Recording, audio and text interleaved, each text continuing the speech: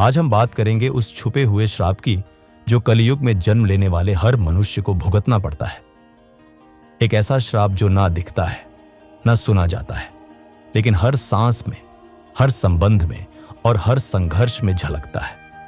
कलयुग ना कोई व्रत, ना तप, ना साधु का सम्मान, मन में बस छल कपट और स्वार्थ भरा है इंसान। मित्रों, कहते हैं कि जब महाभारत के युद्ध के बाद भगवान श्री कृष्ण ने पांडवों को कलयुग के बारे में बताया तो उन्होंने 5 कड़वे सच साझा किए। उनमें से एक यह भी था, कलयुग में मनुष्य को उसका सबसे बड़ा शत्रु स्वयं का ही मन होगा।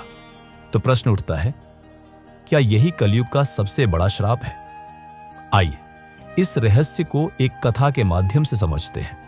बहुत समय पहले ब्रह्मलोक में देवताओं की एक सभा में ब्रह्मा जी ने प्रश्न उठाया, जब कलयुग आएगा तब क्या जीव उतने ही पुण्यात्मा रहेंगे जितने सतयुग में थे? नारद मुनि मुस्कुराए और बोले, नहीं प्रभु, कलयुग में मनुष्य जन्म एक दंड स्वरूप होगा, न कि वरदान। और यही से शुरू होती है कलयुग के श्राप की कथा। जब कोई जीव अपने पूर्व जन्म के संचित पापों के कारण मनुष्य योनि में जन्म लेता है तो उसकी यात्रा कष्टों से परिपूर्ण होती है। गर्भ में प्रवेश से लेकर मृत्यु तक हर चरण, हर श्वास कर्ज सा लगता है। गर्भ में 9 महीनों तक वह जीव अंधकार, मलमूत्र और अपच के बीच लिपटा रहता है। उसके पिछले जन्मों की यादें उसे भीतर से चीरती हैं और वह बार बार भगवान से प्रार्थना करता है, हे प्रभु, इस जीवन से बेहतर तो वह था जब मैं एक पशु था। कम से कम मुझे छल कपट की समझ तो नहीं थी। लेकिन जन्म होते ही वह सब भूल जाता है और यही है पहला श्राप, स्मृति लोप, अपने सत्य को भूल जाना। जैसे जैसे बालक बड़ा होता है उसे सिखाया जाता है, तू दूसरों से आगे निकल, तू सबसे श्रेष्ठ बन। जीवन एक दौड़ है और इस दौड़ में वह अपनी करुणा, दया और आत्मा की आवाज सब पीछे छोड़ देता है। यहीं आता है दूसरा श्राप, अहंकार और स्पर्धा का विष, जो मानव को मानव से ही काटता है। कलयुग में रिश्ते रक्त से नहीं, लाभ से जुड़ते हैं। माता पिता से प्रेम हो या विवाह, हर संबंध में एक व्यापार छुपा है। जहां प्रेम नाप तौल में बटा है वहां आत्मा अकेली हो जाती है।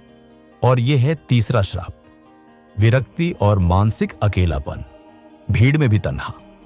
धन की होड़, सोशल मीडिया की तुलना और दिखावे की दुनिया में मनुष्य न खुद से खुश है न दूसरों से।